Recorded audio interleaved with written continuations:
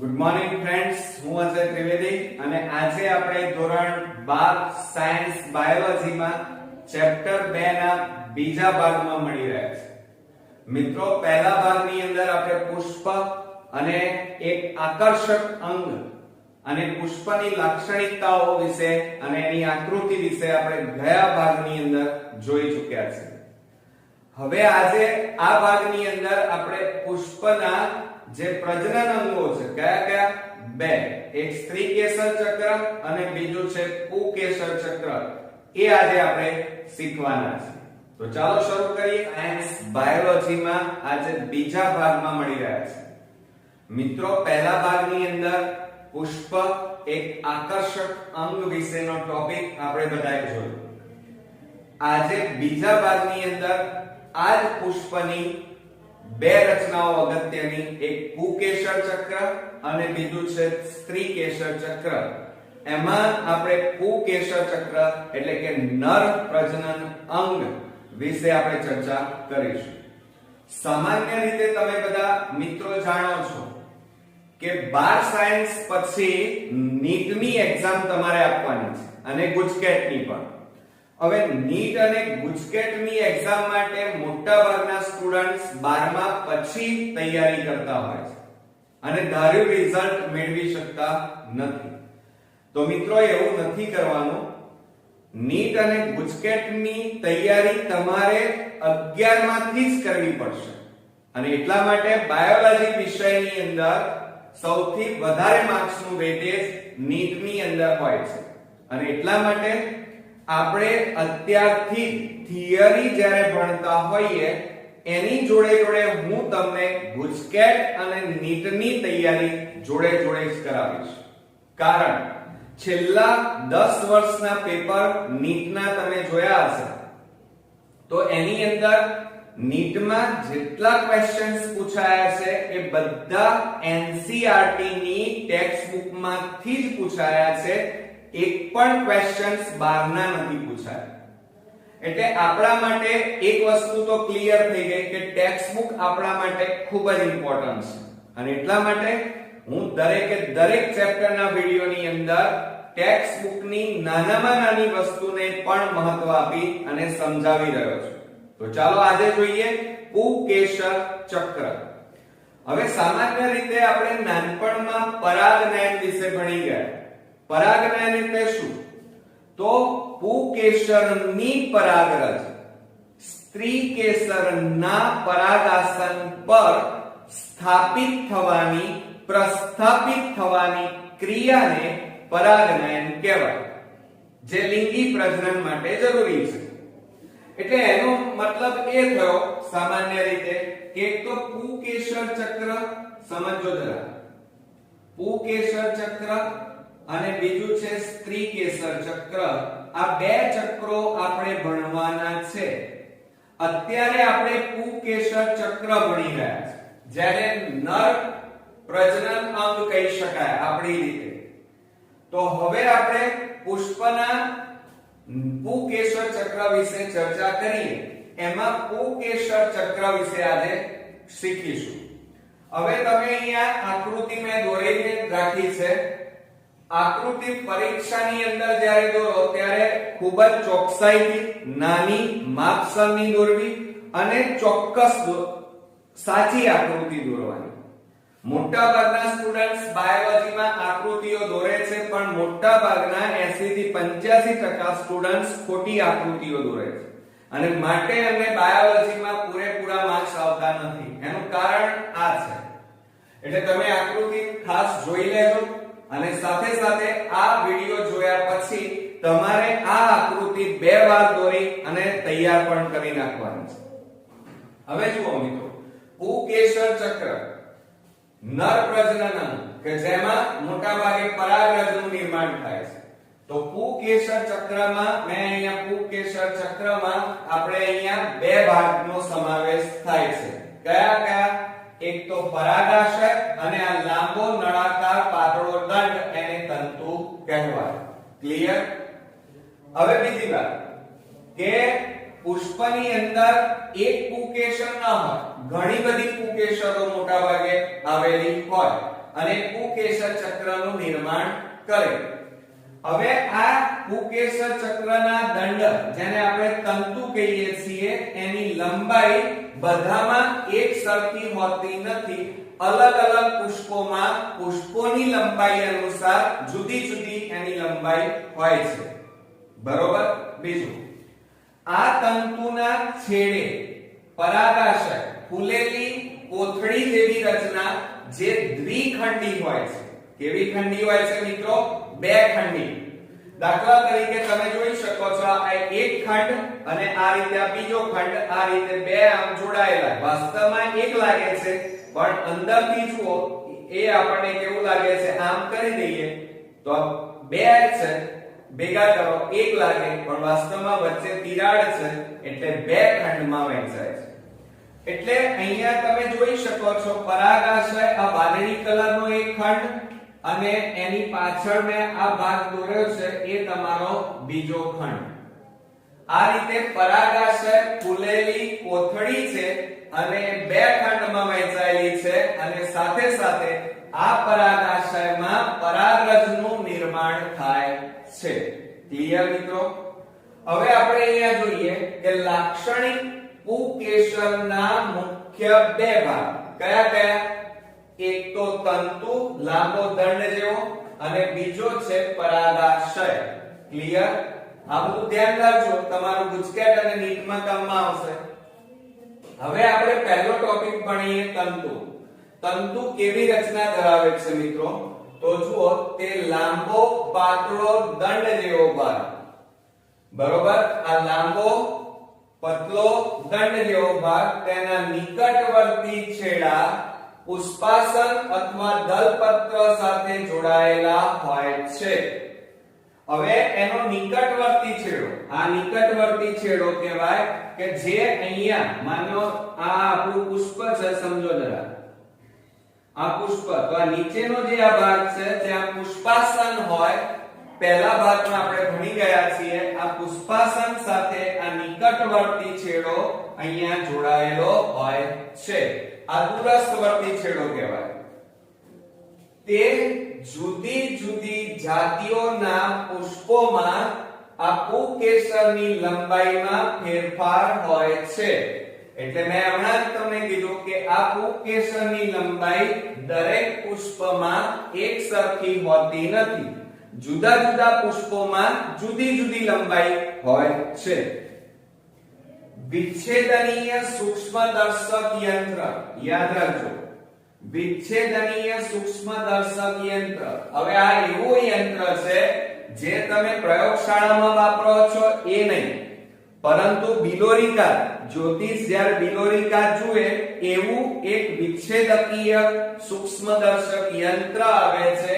એ યંત્રમાં જોતા પુકેસરનો આકાર અને પરાગાશયમાં જોડાણની સ્પષ્ટ સમજૂતી મેળવી શકાય છે. તો આ પુકેસર છે આખું, જુઓ પુકેસર એ અને આ પરાગાશય આ બંને મોટા ભાગે એક તો અહીંયા આ એનું જોડાણ સ્થાન સમજો જરા આ ભાગ, અને બીજો આ નિકટવર્તી છેડો જે પુષ્પાસન સાથે જોડાયેલો છે. આ બધી માહિતી આપણે વિચ્છેદનીય સૂક્ષ્મદર્શક યંત્રમાં જોઈ શકીએ છીએ. ઓકે. બીજું, ઘણા સ્ટુડન્ટ્સ મોટા ભાગે પુકેસરના ભાગ કેટલા? તો 2 ની જગ્યાએ 3 લખે છે. આમ સાચું છે, ખોટું તો નથી, પણ આપણી ટેક્સ્ટ બુકમાં જે પુકેસરના કુલ 2 ભાગ કીધા છે. હવે તમને એમ થાય કે સર ત્રીજો ભાગ કયો? તો આ લાંબો પાતળો દંડ છે એને તંતુ કહેવાય અને દૂરસ્થ છેડે ફૂલેલી કોથળી જેને પરાગાશય કહેવાય. પરાગાશય અને તંતુ એકબીજા સાથે જ્યાં જોડાણ ધરાવે છે એ જોડાણ વાળા ભાગને આપણે યોજી કહીએ છીએ. શું કહો છો મિત્રો? યોજી. યાદ રાખજો. હું જ્યાં જ્યાં તમને એમ કહું કે યાદ રાખજો એટલે સમજી લેવાનું કે ગુજકેટ અને નીટ માટે ઇમ્પોર્ટન્સ છે. બીજું, હવે આપણે એનો બીજો ભાગ ભણીએ. તંતુના દૂરસ્થ છેડે ફૂલેલો ભાગ એટલે કે પરાગાશય વિશે શીખીએ. કે લાક્ષણિક આવૃત બીજધારી. હવે સમજો જરા, હવે આપણને આવૃત બીજધારી શબ્દ વપરાયો છે. બીજધારી અને એમાં પણ આવૃત બીજધારી કોને કહેવાય? તો જે વનસ્પતિના બીજ બીજાવરણ અને ફલાવરણ એમ બે આવરણોથી ઢંકાયેલા હોય એ બીજને આવૃત બીજધારી કહેવાય. આવૃત એટલે ઢંકાયેલું, પણ કેટલા આવરણોથી? બે આવરણોથી. કયા કયા? તો બીજાવરણ અને ફલાવરણથી. તો આવૃત બીજધારી વનસ્પતિઓમાં પરાગાશય દ્વિખંડી હોય છે. અહીંયા તમે જોઈ શકો છો કે પરાગાશય તંતુના દૂરસ્થ છેડે ફૂલેલી કોથળી અને પરાગાશય કહેવાય, અને પરાગાશય 1 અને 2 એમ બે ખંડોમાં વહેંચાયેલું હોય છે. ઓકે, દરેક ખંડમાં બે કોટર હોય છે. હવે આ પરાગાશયને વચ્ચેથી, આ પરાગાશય છે, હવે એને તમે વચ્ચેથી આ રીતે પતરીની મદદથી, બ્લેડની મદદથી તમે કાપી નાખો, એનો છેદ લો અને સૂક્ષ્મદર્શક, વિચ્છેદનીય સૂક્ષ્મદર્શક યંત્રની અંદર આ રચનાને જોવામાં આવે તો અહીંયા આ રીતની તમને રચના જોવા મળે છે. હવે આ પરાગાશય છે, એનો આડો છેદ લીધો છે. હવે એની અંદર કુલ બે ખંડો છે. જો અહીંયા હું ઊભી લીટી દોરું છું આમ, એટલે આ બાજુનો ભાગ એક ખંડ અને એક આ બાજુનો ભાગ જમણો ખંડ અને ડાબો ખંડ, આમ બે ખંડ આવેલા છે. સમજો જરા, પરાગાશયમાં ખંડ કેટલા? બે. દરેક ખંડમાં કોટરો કેટલા? કોટર એટલે પોલાણ, ગુહા પણ કહેવાય એને મિત્રો, ખાડો પણ કહેવાય. કોટર, ગુહા, ખાડો, પોલાણ વસ્તુ એક જ છે. તો જુઓ, આ બે ખંડો અને દરેક ખંડમાં શબ્દો સમજો જરા, દરેક ખંડમાં મોટા ભાગે બે કોટરો આવેલા છે. કેટલા કોટરો? બે કોટરો. આ બીજા ખંડમાં પણ કુલ કેટલા કોટરો? બે કોટરો. આમ પરાગાશયમાં કુલ ખંડ કેટલા? બે. કોટરો કેટલા? કુલ કોટરો 4. દરેક ખંડમાં કોટર કેટલા? 2. સમજો જરા, ગુજકેટ અને નીટની અંદર તમને ઈઝીલી પ્રશ્નો નહીં પૂછે, ટેક્સ્ટબુક ના જ હશે, પણ ફેરવીને પૂછવામાં આવશે. એટલે એ જે પ્રશ્ન પૂછે એને બરોબર સમજીને જવાબ તમારે લખવાનો છે. તો પરાગાશયમાં બે ખંડ, દરેક ખંડમાં બે કોટરો અને પરાગાશયમાં કુલ કોટરોની સંખ્યા કેટલી? તો 4. ઓકે, તો જુઓ, દરેક ખંડમાં બે કોટરો છે, દરેક ખંડમાં બે કોટરો ધરાવે છે.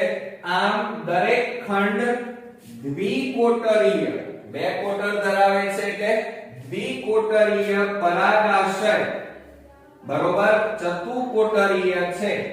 એટલે એનો મતલબ એ થયો કે પરાગાશયમાં કુલ કોટરો કેટલા? તો 1 2 3 4, એટલે ચતુકોટરીય કહેવાય. કેવું કહેવાય? ચતુકોટરીય કહેવાય. બરોબર.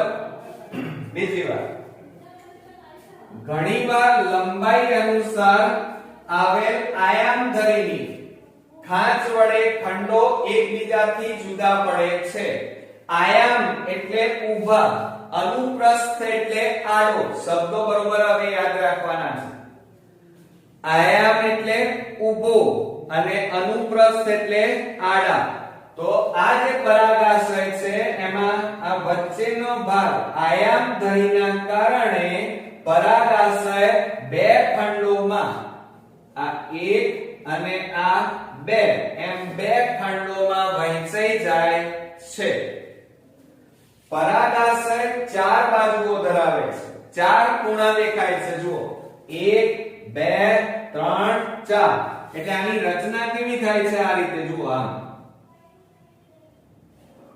તો અહીંયા જુઓ, પરાગાશય 4 બાજુઓ ધરાવતી ચતુષ્કોણીય રચના ધરાવે છે. હવે તમે કહેશો સર આમાં પાછું બાયોલોજીમાં મેથ્સ આવ્યું.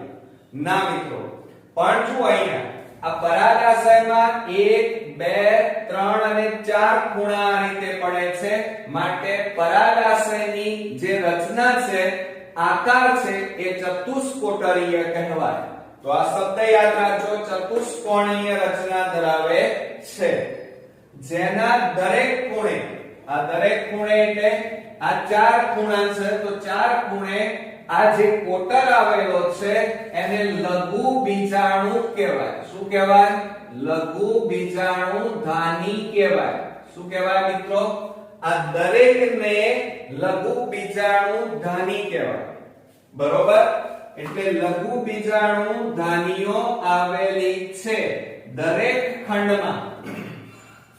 1 અને 2 દરેક ખંડમાં, શબ્દ બરોબર સમજો, દરેક ખંડમાં 2 લઘુ બીજાણુ ધાનીઓ આવેલી છે. પણ પરાગાશયમાં કુલ કેટલી લઘુ બીજાણુ ધાનીઓ આવેલી છે? તો કુલ 4 લઘુ બીજાણુ ધાનીઓ આવેલી છે પરાગાશયમાં. બીજી વાત કે આ લઘુ બીજાણુ ધાનીઓ, આ લઘુ બીજાણુ ધાનીઓ આગળ જતા એમાં પરાગરજનું નિર્માણ થાય છે. શેનું નિર્માણ થાય છે? પરાગરજનું. તો લઘુ બીજાણુ ધાની આગળ વિકાસ પામી શેમાં પરિણમે છે? પરાગ કોથળીમાં. મિત્રો આ યાદ રાખજો, આ લઘુ બીજાણુ ધાનીઓ આગળ જતા પરાગ કોથળી કે જેમાં પરાગરજનું નિર્માણ થાય છે, એટલે કે પરાગ કોટર માં પરિણમે છે. પરાગ કોથળી પરાગાશયની લંબાઈ અનુસરીને આયામ એટલે ઊભી રીતે લંબાયેલી અને પરાગરજથી ભરાયેલી હોય છે. હવે સમજો, આ પરાગાશયમાં લઘુ બીજાણુ ધાની કેટલી? 4. જુઓ, આ 1 2 3 અને 4 લઘુ બીજાણુ ધાની છે. આ લઘુ બીજાણુ ધાની આગળ જતા પરાગ કોથળીમાં પરિણમે છે. શેમાં પરિણમે છે? પરાગ કોથળી. અને આ પરાગ કોથળીમાં શેનું નિર્માણ થાય છે? પરાગરજનું નિર્માણ થાય છે. ઓકે, માટે એને પછી લઘુ બીજાણુ ધાની ન કહેતા પરાગ કોથળી કહેવાય છે. બીજું, આ જે પરાગ કોથળી અથવા લઘુ બીજાણુ ધાની છે, એ આમ જોઈએ તો નીચે છે આ રીતે લંબાવેલી હોય છે. એટલે કે પરાગાશય જેટલી લંબાવેલી હોય, લંબાયેલી હોય, એ લંબાઈ અનુસાર એની લંબાઈ હોય છે અને એની અંદર આ રીતે પરાગરજ ભરાવેલી અંદર ભરાય છે. એટલે કે આ પરાગ કોથળી પરાગરજથી ભરાઈ જાય છે. આ રીતે ખ્યાલ આવ્યો? તો જો અહીંયા પરાગ કોથળી પરાગાશયની લંબાઈ અનુસાર, આ જે લંબાઈ છે, લંબાઈ અનુસાર એની કોથળી મોટા ભાગે આયામ એટલે ઊભી રીતે લંબાયેલી હોય છે અને એની અંદર પરાગરજ ભરાયેલી હોય છે. એ રીતે આ આપણે દોરીએ તો આયામ એટલે ઊભી, આ રીતે પરાગ કોથળી આયામ લંબાયેલી હોય છે અને એની અંદર આ રીતે શેનું નિર્માણ થાય છે? પરાગરજનું નિર્માણ થાય છે અને આ પરાગ કોથળી પરાગરજથી ભરાયેલી હોય છે. બરોબર મિત્રો, ખ્યાલ આવ્યો તમને? તો ખાસ ધ્યાન રાખજો કે આજના ટોપિકમાં આપણે નર પ્રજનન અંગ પુષ્પનું, જેને પુકેસર ચક્ર કહેવાય, પુકેસર ચક્ર 2 ભાગથી બનેલું છે. એક તો લાંબો પાતળો દંડ જેને તંતુ કહેવાય, બીજો ભાગ જેને આપણે પરાગાશય કહીએ છીએ, જે પોલી કોથળી જેવો લાંબો ભાગ છે એને આપણે પરાગાશય કહેવાય. હવે જુઓ, તંતુની વાત કરીએ તો લાંબો પાતળો દંડ જેનો નિકટવર્તી છેડો પરાગાસન, આને શું કહેવાય મિત્રો? પરાગાસન કહેવાય. પરાગાસન. પરાગાસન સાથે જોડાયેલો છે જ્યારે લાંબો પાતળો દંડ, બરોબર, એને તંતુ કહેવાય, એના દૂરસ્થ છેડે પરાગાશય આવેલું છે. આ પરાગાશય બે ખંડોનું બનેલું છે. દરેક ખંડમાં બે કોટરો આવેલા છે અને કુલ પરાગાશયમાં 4 કોટરો આવેલા છે. અને બીજું ધ્યાન રાખો કે પરાગાશયની રચના ચતુષ્કોણીય રચના ધરાવે છે અને આ ચતુષ્કોણની 4 ખૂણે આ રીતે પરાગ કોટરો, જેને આપણે શું કહીએ છીએ? લઘુ બીજાણુધાની કહેવામાં આવે છે.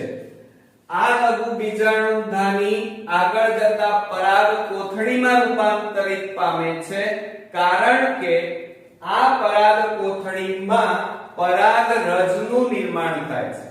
બીજું, આ પરાગ કોથળી આયામ રીતે લંબાયેલી હોય છે પરાગાશયમાં. પરાગ કોથળી પરાગાશયમાં આયામ લંબાયેલી હોય છે અને એમાં શું ભરાયેલું હોય છે? પરાગ રજ ભરાયેલી હોય છે મિત્રો. ઓકે, તો ચાલો શરૂ કરીએ. આજના પહેલા ભાગમાં આપણે પુષ્પ વિશે વાત કરવાના છે. મિત્રો, તમે જાણો છો કે લિંગી પ્રજનન, વનસ્પતિમાં લિંગી પ્રજનન, અને વનસ્પતિમાં લિંગી પ્રજનન અંગ કયું? તો પુષ્પ.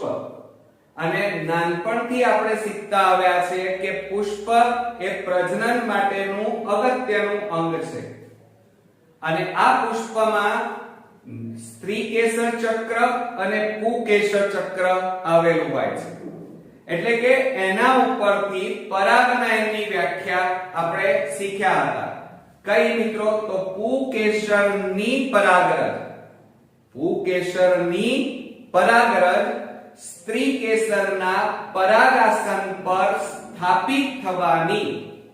પ્રસ્થાપિત થવાની ક્રિયાને પરાગનયન કહે છે. એટલે એનો મતલબ એ થયો કે એમાં નર પ્રજનન અંગ અને માદા પ્રજનન અંગ એમ બે પ્રજનન અંગો આવેલા છે. એક તો પુકેસર ચક્ર એ નર પ્રજનન અંગ અને સ્ત્રી કેસર ચક્ર એ આપણે જાણીએ છીએ માદા પ્રજનન અંગ. તો હવે આ પુષ્પ વિશે આપણે ડીપમાં આજે ભણવા જઈ રહ્યા છીએ. તમે જાણો છો એ પ્રમાણે જુઓ, આવૃત બીજધારીઓનું એક આકર્ષક અંગ એટલે પુષ્પ. આપણે જાણીએ છીએ આકર્ષક અંગ સામાન્ય રીતે આપણે બગીચામાં જઈએ તો અમુક પુષ્પો આપણને જલ્દી ગમે છે. કેમ? કારણ કે એ આકર્ષક રંગ ધરાવે છે, એની પાંખડીઓની આકર્ષક ગોઠવણી, ત્રીજા નંબરમાં એનો આકર્ષક અને મનગમતો આપણને ગમે એવી સુગંધ ધરાવે છે. તો આ ઘણા બધા કારણોના કારણે પણ પુષ્પ એક આકર્ષક અંગ વનસ્પતિનું છે. હવે આવૃત બીજધારી એટલે કોને કહેવાય? તો જે વનસ્પતિના બીજમાં ફલાવરણ અને બીજાવરણ એમ બંને આવરણો આવેલા હોય તો એવી વનસ્પતિને આવૃત બીજધારી વનસ્પતિ કહેવાય.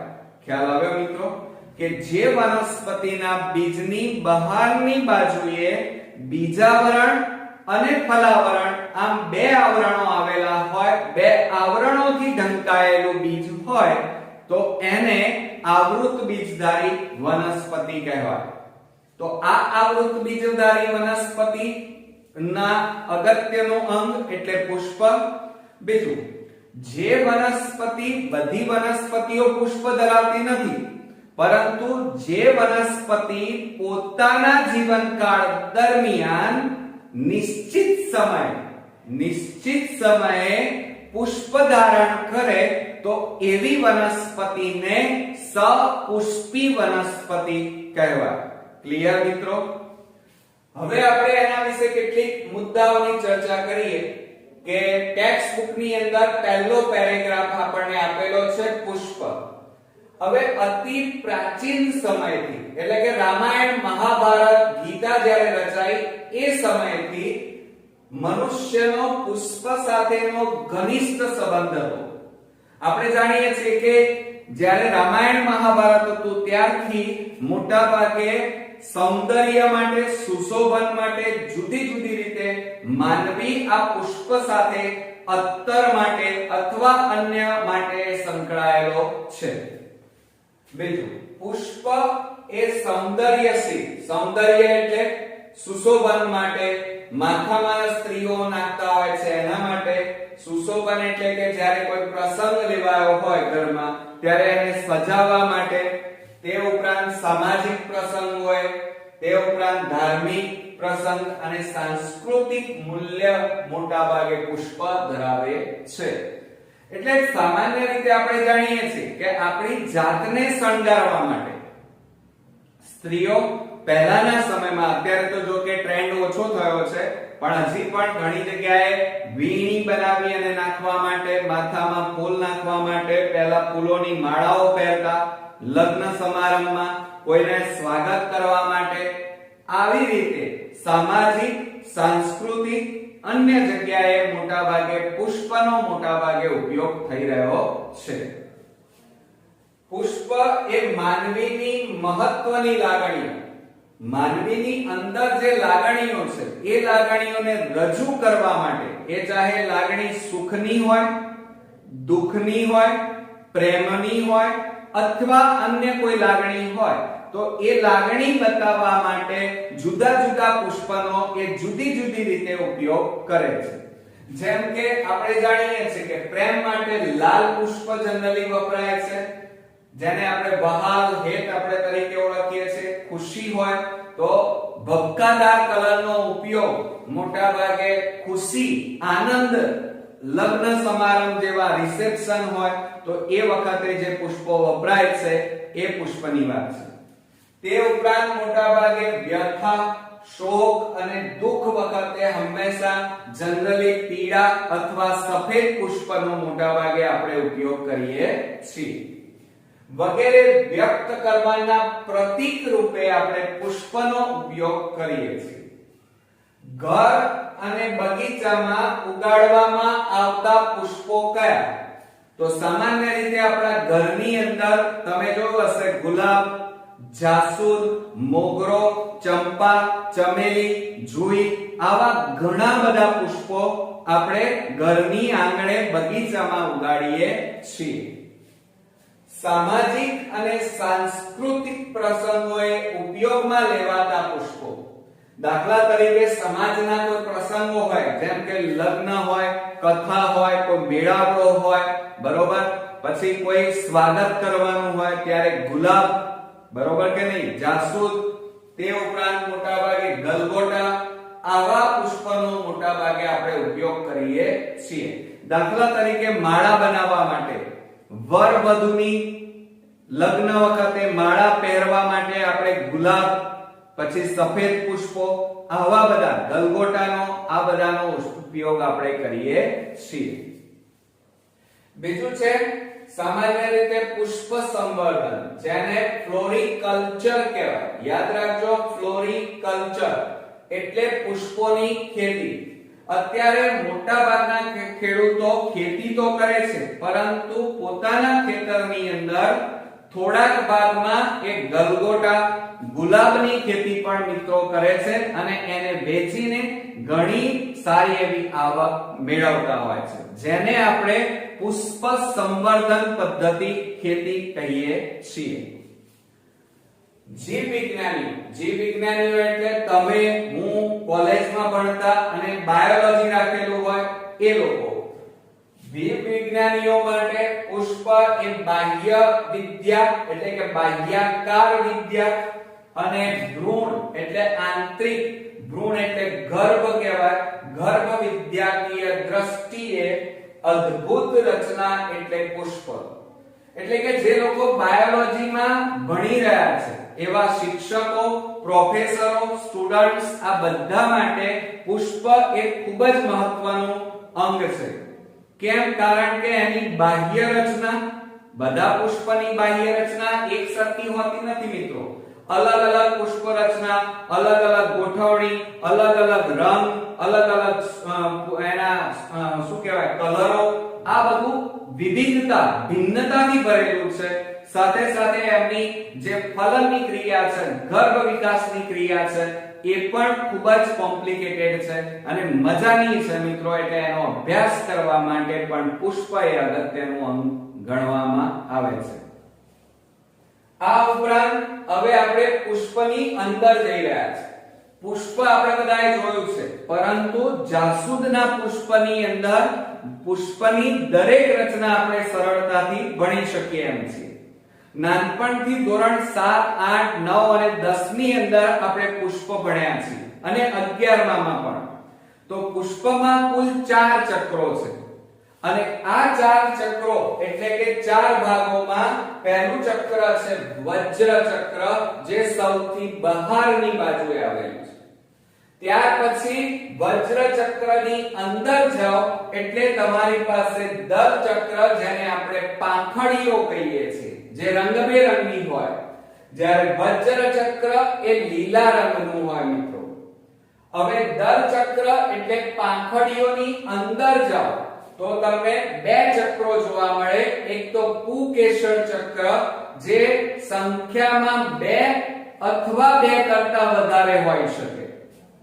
ચોથું ચક્ર જે સૌથી મધ્યમાં આવેલું હોય, જે 1 અથવા 1 કરતા વધારે પણ હોઈ શકે, જેને માદા પ્રજનન અંગ કહેવાય અને એ છે સ્ત્રી કેસર ચક્ર. એટલે આ રીતે પુષ્પની રચનામાં કુલ 4 ભાગો છે. એક વજ્ર ચક્ર, દલ ચક્ર, પુકેસર ચક્ર અને સ્ત્રી કેસર ચક્ર. બીજું પુકેસર ચક્ર અને સ્ત્રી કેસર ચક્ર, આ બંને ચક્રો, આ પુકેસર ચક્ર એ નર પ્રજનન અંગ કહેવાય અને સ્ત્રી કેસર ચક્ર એ માદા પ્રજનન અંગ કહેવાય છે, જે લિંગી પ્રજનન માટે ખૂબ જ આવશ્યકના અંગો છે. બીજું પુકેસર ચક્રને નર પ્રજનન અંગ અને સ્ત્રી કેસર ચક્રને માદા પ્રજનન અંગ તરીકે ઓળખાય છે. મિત્રો અહીંયા ટેક્સ્ટ બુકની લીટીએ લીટીએની હું સમજૂતી આપી રહ્યો છું. એનું કારણ એ છે કારણ કે નીટ અને ગુજકેટની અંદર ક્યાંય બારનું પૂછાવાનું નથી. એક વસ્તુ આ ગાંઠ બાંધી દેજો કે બાયોલોજીમાં છેલ્લા 13 વર્ષના ઇતિહાસની અંદર ગુજકેટ અને નીટના જેટલા પેપરો આવ્યા એ બધા પ્રશ્નો ટેક્સ્ટ બુકના અંદરથી પૂછાયેલા છે. એની જે ફકરા છે તે ઉપરાંત એની સમજૂતીમાંથી આપણને પૂછાયેલું છે. એટલે ટેક્સ્ટ બુકની બહારનું પૂછાવાનું નથી. એટલે બાયોલોજીની ટેક્સ્ટ બુક આપણા માટે ખૂબ જ અગત્યની છે અને એની લીટીએ લીટી આપણે સમજવી પડશે. અને એટલા માટે હું દરેક ટોપિકના નાનામાં નાના મુદ્દાને પણ આવરી લેવા માંગુ છું, જેથી કરીને અત્યારથી જ તમારે ગુજકેટ અને નીટની તૈયારી થિયરીની સાથે સાથે થઈ જાય. એટલે ગમે ત્યાંથી પ્રશ્ન પૂછાય તો પણ આપણે સરળતાથી લખી શકીએ. હવે આપણે નેક્સ્ટ ટોપિક જોવા જઈ રહ્યા છીએ અને એ છે પુષ્પની રચના, પુષ્પનો ઊભો છેદ. તમે જોઈ રહ્યા છો મેં અહીંયા પુષ્પ દોર્યું છે મિત્રો, એનો ઊભો છેદ દેખાય છે. હવે આ પુષ્પ એ જાસૂદનું પુષ્પ છે મિત્રો. હવે પુષ્પની રચના આપણે જોવા જઈએ તો સામાન્ય રીતે 12 થી શરૂ કરીએ તો અહીંયા જુઓ કાળા કલરનું મેં દોર્યું છે. વાસ્તવમાં લીલો રંગ હોય છે. કયો રંગ હોય છે? લીલો. બીજું તમે કોઈ ગુલાબ પકડો, કોઈ પણ પુષ્પ તમે પકડો ત્યારે તમારા હાથમાં જે પકડેલો ભાગ છે એને શું કહેવાય મિત્રો? પુષ્પદંડ. લાંબો પાતળો દંડ પુષ્પનો, એને પુષ્પદંડ કહેવાય. શું મિત્રો? પુષ્પનો લાંબો પાતળો લીલો કલર, એ દંડને પુષ્પદંડ કહેવાય. ઓકે. હવે પુષ્પદંડ થી ઉપર જાઓ તો પુષ્પની સૌથી બહારનો ભાગ કે જેમાં પુષ્પના ભાગો ગોઠવાય છે, સાથે સાથે રક્ષણ પણ પામે છે. તો એવું અંગ જે લીલા કલરનું છે એને વજ્રપત્ર કહેવાય. જો વજ્ર એટલે ઢાલ, જે રક્ષણ કરે એને વજ્ર કહેવાય. તો અહીંયા આ બીજાશયનું રક્ષણ કરવાનું કાર્ય વજ્રપત્ર કરે છે, માટે એને વજ્રપત્ર અને લીલા રંગનું હોય છે, યાદ રાખજો. ત્યાર પછી તમે એની અંદર જાઓ. ચાલો અંદર જાઓ તો આ લાલ કલરનું તમને અહીંયા દોરેલું રંગબેરંગી લાલ કલરના મોટા પાંખડીઓ જેવી રચના દેખાય છે, જેને આપણે દલપત્ર કહીએ છીએ મિત્રો. શું કહીએ છીએ? દલપત્રો, જે રંગબેરંગી હોય, જેને ગુજરાતીમાં પાંખડીઓ કહેવાય. અને આ પાંખડીઓ મોટા ભાગે 3 પણ હોઈ શકે, 5 પણ હોઈ શકે અને 5 કરતા વધારે એકબીજા સાથે સુંદર રીતે ગોઠવણી ધરાવે છે. ઓકે, જેના કારણે પુષ્પ એક આકર્ષક અંગ બને છે. રંગ તો ખરો જ, પણ સાથે સાથે પાંખડીઓની ગોઠવણી પણ એમાં અગત્યનો ભાગ ભજવે છે, જેના કારણે મોટા ભાગે પુષ્પ આકર્ષક બની જાય છે. બીજી વાત, હવે એની અંદર જઈએ તો બરોબર મધ્ય ભાગે તમે જોઈ રહ્યા છો કે આ ફૂલેલો ભાગ દેખાય છે, જેને પરાગાસન કહેવાય. શું કહેવાય મિત્રો? પરાગાસન. આ પરાગાસન એ સ્ત્રી કેસર ચક્રનો ભાગ છે, જે ટોચ ઉપર ફૂલેલો ભાગ છે, જેને આસન આપવાનું કામ કરશે. તો આ પરાગાસન એ ટોચનો ફૂલેલો ભાગ એટલે પરાગાસન, જ્યાં પરાગરજ સ્થાપિત થશે. અને આ પરાગાસન લાંબા પાતળા દંડમાં ફેરવાય છે, જેને આગળ જતા પરાગવાહિની કહે છે. શું કહે છે? પરાગવાહિની. અને આ પરાગવાહિની ધીમે ધીમે નીચેની તરફ ફૂલે છે. આ ફૂલેલો ભાગ એને બીજાશય કહેવાય. આમ સ્ત્રી કેસર ચક્ર 3 ભાગનું બનેલું છે. કયા કયા?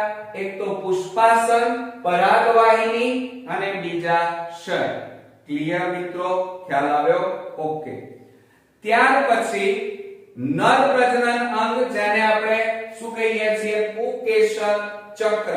પુકેસર ચક્ર 2 ભાગનું બનેલું છે. અને એ 2 ભાગ તમે અહીંયા હું શીખવાડું છું. આ બંને બાજુ તમે જોઈ રહ્યા છો, એ બેકી સંખ્યામાં પણ હોય, એકી સંખ્યામાં હોય, 2 પણ હોય, 2 કરતા વધારે પણ મોટા ભાગે આ પુકેસર ચક્ર અને સ્ત્રી કેસર ચક્ર આવેલા હોય. એવું નહીં કે 1 કે 2 જ હોય, 2 કરતા વધારે પણ હોય છે. અહીંયા આપણે 2 દોર્યા છે, એટલે અત્યારે જાસૂદમાં આપણે 2 દોર્યા છે, બરોબર? આ પુકેસર ચક્ર એટલે કે નર પ્રજનન અંગ છે. પુકેસર ચક્રમાં 2 ભાગો. શરૂઆતનો ફૂલેલો ભાગ, લંબગોળ ભાગ, જેને પરાગાશય કહેવાય, જ્યાં પરાગરજનું નિર્માણ થાય. શાનું નિર્માણ થાય? પરાગરજનું નિર્માણ થાય. બીજું, પરાગાશય જે લાંબા પાતળા દંડ ઉપર ટેકવાયેલો છે, એ લાંબા દંડને તંતુ કહેવાય મિત્રો. શું કહેવાય? તંતુ. આમ પુકેસર ચક્ર 2 ભાગનું બનેલું છે, પરાગાશય અને તંતુ. પણ આ પરાગાશય અને તંતુ એકબીજા સાથે અહીંયા વચ્ચેના ભાગે જેમ વેલ્ડિંગ કરેલું હોય એ ભાગ દ્વારા જોડાયેલો હોય છે, જેને આપણે શું કહીએ છીએ? યોજી કહીએ છીએ. શું કહીએ છીએ મિત્રો? યોજી. એટલે આમ ઘણા સ્ટુડન્ટ્સ એવું કહે છે કે આ જે પુકેસર ચક્ર છે એ 3 ભાગનું બનેલું. વાસ્તવમાં એ મિત્રો આપણી ટેક્સ્ટ બુક પ્રમાણે 2 ભાગનું બનેલું છે. એક પરાગાશય અને બીજું છે તંતુ. આ બંનેનું જોડાણ સ્થાન એને શું કહેવાય? યોજી કહેવાય. ઓકે, આ રીતે આ પુષ્પના ભાગોની વાત કરી. બીજી વાત, આ જે આખું પુકેસર ચક્ર અને સ્ત્રી કેસર ચક્ર અને પુકેસર ચક્રની લંબાઈ પુષ્પની લંબાઈ અનુસાર હોય છે. ઘણા પુકેસર ચક્ર, સ્ત્રી કેસર ચક્ર ટૂંકા પણ હોય, ઘણા લાંબા પણ હોય છે. બરોબર મિત્રો? ઘણા 2 અથવા 2 સંખ્યામાં પણ આવેલા હોય છે. બીજી વાત, આ જે દલપત્ર ભણ્યા સાથે સાથે પુકેસર ચક્ર અને સ્ત્રીકેસર ચક્ર, પાંખડીઓ, આ બધાની ગોઠવણી મિત્રો એવી આકર્ષક તો હોય જ છે, પણ એ આકર્ષક હોવાનું કારણ પણ બીજું છે. એ આકર્ષક એટલા માટે છે કારણ કે પરાગનયનની ક્રિયા માટે ભમરા જેવા, પક્ષી જેવા, ચામાચીડિયા જેવા જે ઉડી શકે એવા સજીવો એમની મુલાકાત લે, એ ત્યાં પુષ્પ ઉપર બેસી શકે, આકર્ષાવાનું કારણ ત્રણ છે. એક તો પાંખડીઓનો રંગ, બીજું સુગંધ, અને ત્રીજું એમને અંદરથી પરાગ, અંદર જે પુષ્પ છે એની અંદરથી એમને ખાવાનું મળે છે. આ ત્રણ કારણોસર ભમરા, જે પક્ષીઓ, ચામાચીડિયા, આવા જે ઉડી શકે એવા સજીવો છે એ આ પુષ્પની મુલાકાત લઈ અને પરાગનયનની ક્રિયામાં મદદ કરે, એટલા માટે આ બધી ગોઠવણી થયેલી હોય છે. ઓકે મિત્રો, સમજાઈ ગયા? તો આ રીતે આપણે પુષ્પમાં કુલ 4 ચક્રો ભણ્યા. સૌથી બહારનું ચક્ર વજ્ર પત્ર. બીજું, હવે આ પાંખડીઓ, સ્ત્રીકેસર ચક્ર, પુકેસર ચક્ર અને આ બીજાશય, તો આ બધું જેના ઉપર બેસેલું છે, ગોઠવાયેલું છે, એ આ ગોઠવાયેલો વચ્ચેનો જે ભાગ છે મિત્રો, જુઓ આ વચ્ચેનો, હું સફેદ કરી નાખું એટલે આટલો જે ભાગ છે એને મિત્રો શું કહેવાય? પુષ્પાસન કહેવાય. શું કહેવાય? પુષ્પાસન.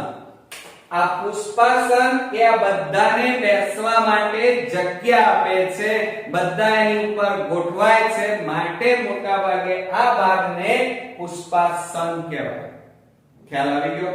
એટલે પુષ્પમાં કુલ કેટલા ભાગ? લાંબો પાતળો લીલો દંડ જેને પુષ્પદંડ, સૌથી બહારની બાજુએ વજ્રપત્ર, વચ્ચે મધ્ય ભાગે પુષ્પાસન જેની ઉપર બીજાશય ગોઠવાયેલું છે, બીજાશયથી ઉપર પાતળી નળી જેને પરાગવાહિની કહેવાય, પરાગવાહિનીનો ઉપલો ફૂલેલો ભાગ જેને પરાગાસન કહેવાય. આ ઉપરાંત પુકેસર ચક્રમાં પાતળો લાંબો દંડ જેને તંતુ કહેવાય, તંતુના ટોચના ભાગે ફૂલેલી કોથળી જેને પરાગાશય કહેવાય, જેમાં પરાગરજ ઉત્પન્ન થાય, અને આ પરાગાશય અને તંતુ એકબીજા સાથે યોજી દ્વારા જોડાયેલા હોય છે. આ ઉપરાંત સૌથી બહારની બાજુએ 3, 5 અથવા એના કરતા વધારે એકી સંખ્યામાં મોટા ભાગે પાંખડીઓ આવેલી છે જે રંગબેરંગી હોય છે, જેને દલપત્ર કહી શકાય. બીજું, પુકેસર ચક્ર અને સ્ત્રીકેસર ચક્ર એ પુષ્પની લંબાઈ અનુસાર હોય છે. એમની સંખ્યા 2 અથવા 2 કરતા વધારે પણ હોઈ શકે. સ્ત્રીકેસર ચક્ર 1 અથવા 1 કરતા વધારે પણ હોઈ શકે. બરોબર મિત્રો? એનો અગત્યનો ટોપિક આપણે શીખવા જઈ રહ્યા છીએ. મિત્રો, આ વિડિયોની અંદર આપણે એક ટેક્સ્ટ બુક નથી જોતા, પણ જોડે જોડે હું તમને નીટ અને ગુજકેટ ની અંદર પૂછાતા અગત્યના જે પ્રશ્નો છે એના મોસ્ટ ઇમ્પોર્ટન્ટ ટોપિક પણ હું અહીંયા શીખવાડીશ, જેથી કરીને અત્યારે તમારે નીટની પણ જોડે જોડે તૈયારી થઈ જાય. બરોબર મિત્રો? તો આજે આપણે ચેપ્ટર 2 ની અંદર આપણો ટોપિક છે જાયાંગ. જાયાંગ એટલે સ્ત્રીકેસર, જેને અંગ્રેજીમાં પિસ્તિલ કહેવાય. શું કહેવાય મિત્રો? પિસ્તિલ. બરોબર? એ યાદ રાખીશું. હવે સામાન્ય રીતે આપણે જાણીએ છીએ કે વનસ્પતિનું પ્રજનન અંગ કયું? તો એ છે પુષ્પ. અને પુષ્પની અંદર મોટા ભાગે નર પ્રજનન અંગ અને બીજું છે માદા પ્રજનન અંગ. માદા પ્રજનન અંગ એટલે એને સ્ત્રીકેસર કહેવાય અને નર પ્રજનન અંગને પુકેસર કહેવાય. બરોબર? આ બે અંગો પુષ્પની અંદર આવેલા હોય છે. હવે આપણે આજે જે ટોપિક જોવાના છીએ એમાં જાયાંગ એટલે સ્ત્રીકેસર, જેને પિસ્તિલ કહીએ છીએ, જે માદા પ્રજનન અંગ છે, જે માદા જન્યુજનક અવસ્થા, માદા જન્યુજનક અવસ્થાનું નિર્માણ કરી માદા જન્યુનું નિર્માણ કરે છે, જેને આપણે આમ જોવા જઈએ તો એને આપણી ભાષામાં એને અંડકોષો કહેવાય. બરોબર મિત્રો? તો સામાન્ય રીતે નર એટલે કે પુકેશર, અને એમાં આપણે ગયા વિડિયોમાં અને ધોરણ 11 માં પણ શીખ્યા હતા કે આ રીતે પુકેશરમાં તંતુ આવેલો હોય. તમે આવું દોરતા તૈયાર હોય તો એમાં આપણે આવી આકૃતિ જોઈ હતી. તો આ જે છે એને પરાગાશય કહેવાય, પરાગાશય. અને આ જે ભાગ છે એને શું કહેવાય? તંતુ. અને આ જે ભાગ છે જોડાણ સ્થાન એને યોજી કહેવાય. આ નર પ્રજનન અંગ જે પુકેશર તરીકે ઓળખાય છે, જ્યાંથી પરાગરજનું નિર્માણ થાય. એટલે આ પુકેશરમાં શેનું નિર્માણ થાય છે મિત્રો? પરાગરજનું નિર્માણ થાય છે. બરોબર?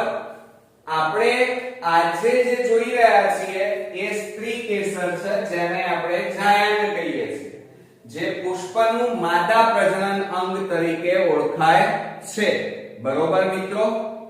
હવે બીજી વાત કરીએ કે સ્ત્રી કેસરની સંખ્યા મુજબ, આ સ્ત્રી કેસર તમે જાણો છો કે સ્ત્રી કેસર આ અહીંયા મેં આકૃતિ ટેક્સ્ટ બુક ની જે દોરી છે એ સ્ત્રી કેસરની છે. હવે સ્ત્રી કેસરની સંખ્યા મુજબ એના કેટલાક પ્રકારો પાડવામાં આવે છે, અને એમાં આપણે જોઈએ કે જો પુષ્પની અંદર એક જ સ્ત્રી કેસર હોય, પુષ્પની અંદર જો એક જ સ્ત્રી કેસર હોય તો એવા પુષ્પને એક સ્ત્રી કેસરી પુષ્પ કહે છે. એમાં ઉદાહરણ તરીકે જાસૂદી યાદ રાખજો, નીટ અને ગુજકેટમાં પૂછાશે. તો આપણે જાણીએ છીએ કે અહીંયા આ સ્ત્રી કેસર જો એક જ આવેલું હોય પુષ્પની અંદર તો એને એક સ્ત્રી કેસરી પુષ્પ કહેવાય. પરંતુ કેટલીક વનસ્પતિના પુષ્પમાં એક કરતા વધારે, આ એક છે આવા ઘણા બધા 4 5 એના કરતા પણ વધારે જો સ્ત્રી કેસર આવેલા હોય તો એવા પુષ્પને બહુ સ્ત્રી કેસરી પુષ્પ કહેવાય. બરોબર મિત્રો?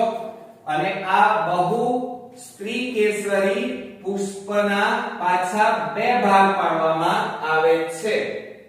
દાખલા તરીકે એક પુષ્પમાં 5 સ્ત્રી કેસર આવેલા છે અને પાંચે પાંચ એકબીજાથી છૂટા છે. જુઓ, તમે જોઈ રહ્યા છો આ બધા સ્ત્રી કેસર એકબીજાથી છૂટા છે, મુક્ત છે. અને મુક્ત હોય, બરોબર, તો એને શું કહેવાય મિત્રો? મુક્ત. પણ ઘણા બધા છે એટલે એને શું કહેવાય? બહુ કહેવાય, સ્ત્રી કેસરી પુષ્પ કહેવાય. છૂટા છે એટલે મુક્ત, અને એક કરતા વધારે છે 4 5 10 વગેરે તો એને બહુ કહેવાય અને સ્ત્રી કેસરી પુષ્પ ઓળખાય. એટલે જો છૂટા હોય તો જે પુષ્પની અંદર સ્ત્રી કેસર એક કરતા વધારે હોય અને સંખ્યામાં વધારે સાથે સાથે એકબીજાથી છૂટા હોય તો એવા પુષ્પને મુક્ત બહુ સ્ત્રી કેસરી પુષ્પ કહેવાય. પરંતુ કેટલાક પુષ્પની અંદર સ્ત્રી કેસર એકબીજા સાથે આ રીતે જોડાયેલા હોય છે. જોડાયેલા હોય તો એને યુક્ત કહેવાય. શું કહેવાય? યુક્ત. અને ઘણા બધા સ્ત્રી કેસર છે પુષ્પની અંદર માટે એને બહુ કહેવાય, તો એને એવા પુષ્પને યુક્ત બહુ સ્ત્રી કેસરી પુષ્પ કહેવાય. બરોબર મિત્રો? હવે આપણે આગળ વધીએ તો જુઓ, યુક્ત બહુ સ્ત્રી કેસરી પુષ્પ, એમાં ઉદાહરણ યાદ રાખજો કે અફીણ અથવા તો એને પાપાવર કહેવાય. પાપાવર એ એનું વૈજ્ઞાનિક નામ છે. હવે આ યુક્ત એટલે જે અફીણ છે એ અફીણની અંદર પુષ્પમાં સ્ત્રી કેસર એકબીજા સાથે જોડાયેલા છે માટે એને યુક્ત બહુસ્ત્રી કેસરી પુષ્પ કહેવાય. દાખલા તરીકે અફીણ. અફીણ એટલે આપણે ખબર છે કે આપણે પહેલાના સમયમાં લોકો અફીણ એનો ઉપયોગ નશા માટે મોટા ભાગે કરે છે. આમ તો અત્યારે એનો દવા તરીકે પણ ઘણી જગ્યાએ ઉપયોગ થાય છે. બીજું એનું વૈજ્ઞાનિક નામ કયું છે? પાપાવર. આ એક પ્રજાતિ છે પણ આખું નામ તો એનું પાપાવર સોમેનીફેરમ છે. કયું નામ મિત્રો? પાપાવર સોમેનીફેરમ. ઓકે, તો આ વાત કરી આપણે અફીણની. કસુંબો જેને આપણે કહીએ છીએ, કસુંબો પીવા માટે એનો ઉપયોગ થાય છે. હવે મુક્ત એટલે કે છૂટા. જે પુષ્પમાં સ્ત્રી કેસર એકબીજાથી છૂટા છે, જોડાયેલા નથી, તો એને મુક્ત બહુસ્ત્રી કેસરી પુષ્પ કહેવાય. એમાં ઉદાહરણ તરીકે ચંપા. ચંપાનું પુષ્પ તમે બધાએ જોયું હશે, એકદમ સુંદર દેખાય છે. એ ચંપા, એનું વૈજ્ઞાનિક નામ છે માઇકેલિયા. શું નામ છે મિત્રો? માઇકેલિયા. યાદ રાખજો, કારણ કે આ જે ઉદાહરણો છે એ ગુજકેટ અને નીટમાં મોટા ભાગે આપણા માટે ખૂબ જ અગત્યના છે. ત્યાર પછી આપણે જાણીએ છીએ, ચલો હવે થોડુંક આપણે યાદ કરી લઈએ કે સ્ત્રી કેસરમાં કુલ 3 ભાગ આપણે 7મા ધોરણથી ભણતા આવ્યા છે. આ ઉપરનો જે પહોળો અને ખંડિત થયેલો જે ભાગ છે, વચ્ચેના ભાગે ખાડો જોવા મળે છે, તો આ પહોળા અને શરૂઆતના ભાગને પરાગાસન કહેવાય. પરાગાસન પછીનો લાંબો નલિકામય ભાગ જેને પરાગવાહિની કહેવાય. અને પરાગવાહિની પછીનો તળિયાવાળો, તળિયું એટલે તલસ્થ કહેવાય, તલસ્થ વાળો ભાગ જે ફૂલેલો હોય છે જેને આપણે શું કહીએ છીએ? બીજાશય કહીએ છીએ. ઓકે, આ રીતે સ્ત્રી કેસરને કુલ 3 ભાગમાં વહેંચવામાં આવે છે. પહેલું છે પરાગાસન, બીજું છે પરાગવાહિની અને ત્રીજું છે મિત્રો બીજાશય. ઓકે, હવે આ પરાગાસન ઉપર, પરાગાસન એ શું કામ કરે? તો નરના પુકેસરમાં પરાગરજ ઉત્પન્ન થાય. એ પરાગરજ ઉડી અને અહીંયા બેસે. ક્યાં? પરાગાસન ઉપર. આ શું બેઠી? ગોળાકારની પરાગરજ બેઠી કહેવાય. જે નર આગળ જતા આ પરાગરજ શું કરશે? તો પરાગરજ આગળ જતા નરજન્યુનું નિર્માણ કરશે, કારણ કે નર પ્રજનન છે. તો આ પરાગરજ માટે આ પરાગ આસન, આસન આપવાનું કામ કરે છે, એને બેસવા માટે જગ્યા આપે છે. માટે આ ફૂલેલા ભાગને પરાગાસન કહેવાય, જ્યાં પરાગરજ સ્થાપિત થાય છે. બીજું, હવે આ પરાગરજ આગળ જતા આવી લાંબી નલિકા સ્વરૂપે આગળ પરાગવાહિનીમાં લંબાય છે. તો આ પરાગ નલિકા કહેવાય. આ લાલ કલરની જે મેં દોરી એને શું કહેવાય મિત્રો? પરાગ નલિકા કહેવાય. અને આ પરાગ નલિકા પરાગવાહિનીમાં આગળ વધે છે, એટલે કે વહન માટે જગ્યા પૂરી પાડે છે. બરોબર? અને આ પરાગ નલિકામાં કોણ વહન પામતું હોય છે? આ લાલ કલરની જે નલિકા દોરી એમાં આ રીતે મેં બે ટપકા કર્યા, જેને નરજન્યુ કહેવાય. શું કહેવાય? નરજન્યુ. એ નરજન્યુ આ પરાગ નલિકા મારફતે પરાગવાહિનીમાં આગળ વધે છે. બરોબર? હવે આ પરાગવાહિની પછીનો નીચેનો ફૂલેલો ભાગ, જેને આપણે શું કહીએ છીએ? બીજાશય કહીએ છીએ. બીજાશય એ તલસ્થ ભાગે આવેલું છે. હવે એમાં નીચે તલસ્થ ભાગે શું આવેલું હોય? જરાયુ. હવે તમે નાના હતા ત્યારે આવું નતા દોરતા, પણ આ ફૂલેલો જે ભાગ હોય, આ ફૂલેલો ભાગ જેને આપણે શું કહીએ છીએ? બીજાશય. અને વચ્ચે આવો ઊભો પડદો બને, જેને આપણે શું કહેતા હતા મિત્રો? જરાયુ. જેના કારણે આ બીજાશય બે ભાગમાં વહેંચાય છે, બરોબર. અને આ જરાયુ ઉપરથી અંડકનું નિર્માણ થાય છે. આ કાળા કલરનું દોર્યું છે એ એક અંડક છે, એવા ઘણા બધા અંડકોનું નિર્માણ થાય છે. એ અંડકોની આ પડદાની આજુબાજુ આ રીતે ગોઠવણી થાય છે અને આ બંને બાજુ આ રીતે અંડકો ગોઠવાય છે. આ ગોઠવણીને જરાયુ વિન્યાસ કહેવાય. શું કહેવાય મિત્રો? જરાયુ વિન્યાસ કહેવાય. ઓકે, ખ્યાલ આવ્યો મિત્રો? તો હવે આપણે એને બરોબર સમજીએ કે આ જે સ્ત્રી કેસર આખું મેં જે દોર્યું છે એને કુલ 3 ભાગમાં વહેંચવામાં આવે છે. સ્ત્રી કેસર 3 ભાગથી બનેલું હોય. એમાં પહેલું છે પરાગાસન, બરોબર. તો પરાગરજ માટેનું એ શું છે? ગ્રાહી સ્થાન કહેવાય. એટલે કે નરની પરાગરજ પરાગાશયમાંથી ઉડી અને આ પરાગાસન ઉપર સ્થાપિત થાય છે, બરોબર.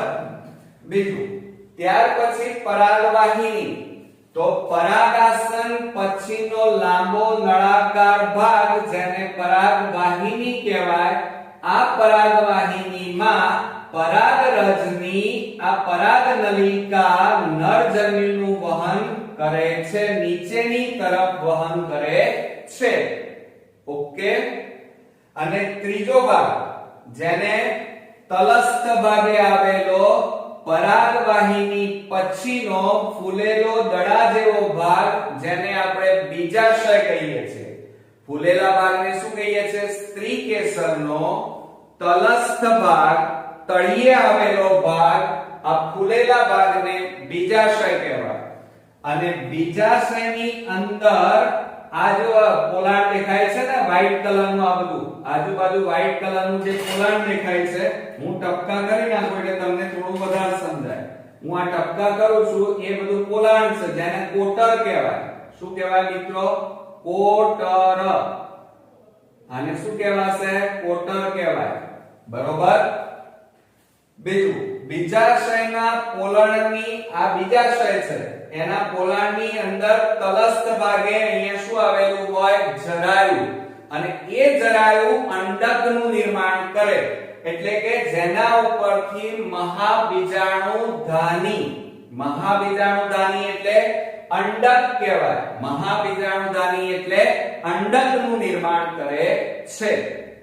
હવે આ જે લાલ કલરનો જરાયુ દેખાય છે એ આ વચ્ચે મેં અહીંયા દોર્યો છે પડદો ઊભો, એને જરાયુ કહેવાય. અને એની આજુબાજુ આ કાળા કલરના આવા અંડકો ગોઠવાયેલા હોય તો આવી ગોઠવણીને જરાયુ વિન્યાસ કહેવાય. 11મા ધોરણમાં આપણે 5 પ્રકારના જરાયુ વિન્યાસ જોયા છે મિત્રો, બરોબર. હવે જુઓ, આની વાત કરી. હવે બીજી વાત કે જો આ રીતે કાળા આ આપણે સ્ત્રી કેસર જે દોર્યું છે એમાં કાળા કલરના અંડક કેટલા? એક જ છે, બરોબર. તો અંડકની સંખ્યાના આધારે આ અંડક એક જ છે તો એની સંખ્યાના આધારે એના કેટલાક પ્રકાર પડે. તો એ પણ જોઈ લઈએ કે જો એક જ અંડક આવેલું હોય, અંડક એટલે બીજ કહેવાય, અંડક એટલે બીજ, બરોબર. તો એક અંડક એક બીજ આવેલું હોય તો એના ઉદાહરણ કયા? તો જુઓ, ઘઉં, ડાંગર, કેરી. શું મિત્રો? યાદ રાખો, એક અંડક ધરાવતી વનસ્પતિઓ કઈ કે જેમાં એક જ બીજ આવેલું છે, એક જ અંડક આવેલું છે, એક જ મહાબીજાણુધાની આવેલી છે. તો ઉદાહરણમાં ગુજકેટ અને નીટમાં યાદ રાખો, કારણ કે નીટની અંદર તમારે ટેક્સ્ટ બુકમાંથી જ બધું આવવાનું છે. એના માટે કોઈ બહારથી પૂછવાનું નથી, કારણ કે જ્યારથી નીટ અમલમાં આવી છે તમારા માટે ત્યારના અત્યાર સુધીના મેં બધા પેપરો સોલ્વ કરેલા છે અને બધાની અંદર ટેક્સ્ટ બુકમાંથી પ્રશ્નો પૂછાયા છે. એટલે મિત્રો આપણી ટેક્સ્ટ બુક જ આપણી નીટ માટેની તૈયારી કહેવાય. અને એટલા માટે હું દરેક વસ્તુ ટોપિકની અંદર નીટની સમજૂતી પણ આવરી લઈએ છીએ. હવે જુઓ, એક અંડક ધરાવતો હોય તો એવી વનસ્પતિઓના ઉદાહરણ કયા? તો યાદ રાખજો, ઘઉં, ડાંગર, કેરી. બોલો મારી સાથે, ઘઉં, ડાંગર, કેરી. બરોબર. પરંતુ હવે કેરી, તો તમે બધા કેરી જોઈ હશે. કેરી તમે અંદર ગોટલો નીકળે અને ગોટલામાંથી ગોટલી કેટલી નીકળે? એક જ. એટલે કે બીજ કેટલા નીકળે કેરીમાં? એક જ. બીજું, ઘઉંની અંદર તમે જોયું હશે ઉપર કોતરું હોય, કોતરામાંથી તમે આમ કરો તો કેટલા ઘઉંના દાણા નીકળે? એક જ. એટલે કે એક જ બીજ હોય. ડાંગર એટલે ચોખા, ચોખાનું કોતરું કાઢી નાખો તો અંદરથી ચોખાનું એક જ બીજ નીકળે, તો એ એક અંડકધારી બીજ કહેવાય. બરોબર.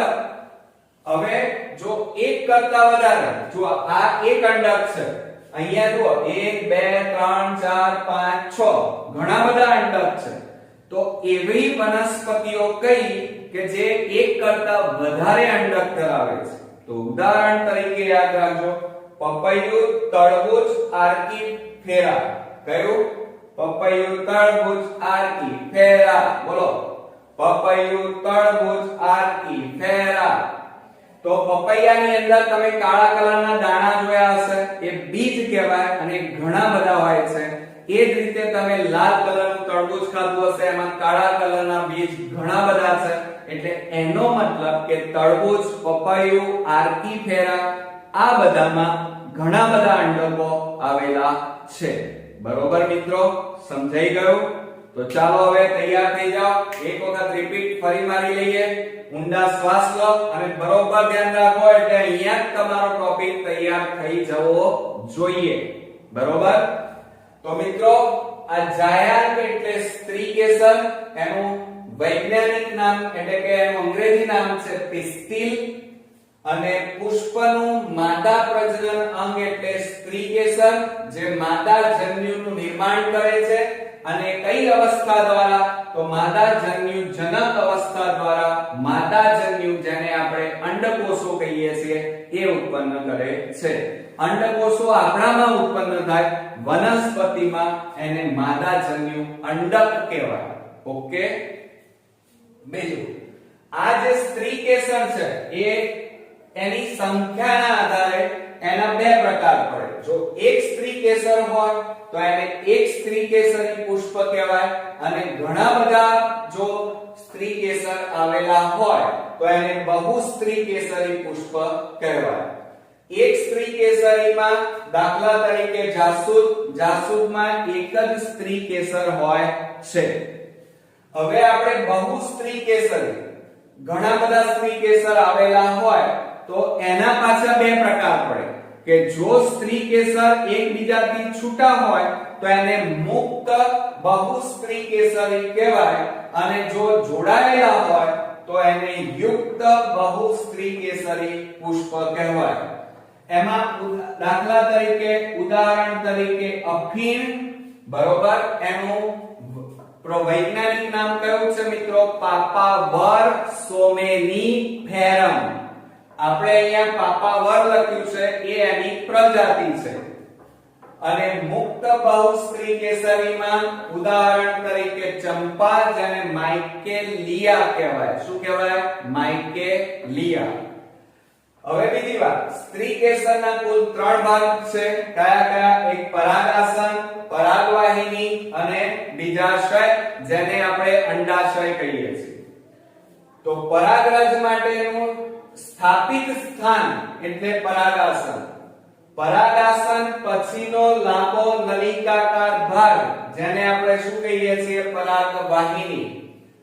આ પરાગવાહિનીમાં પરાગરજની પરાગ નલિકાનું વહન થાય છે, અને આ પરાગ નલિકામાં આ બે ટપકા કરેલા દેખાય છે. બરોબર. તો એ બંને શું કહેવાય? નરજન્યુનું વહન કઈ તરફ થાય છે? બીજાશય તરફ થાય છે.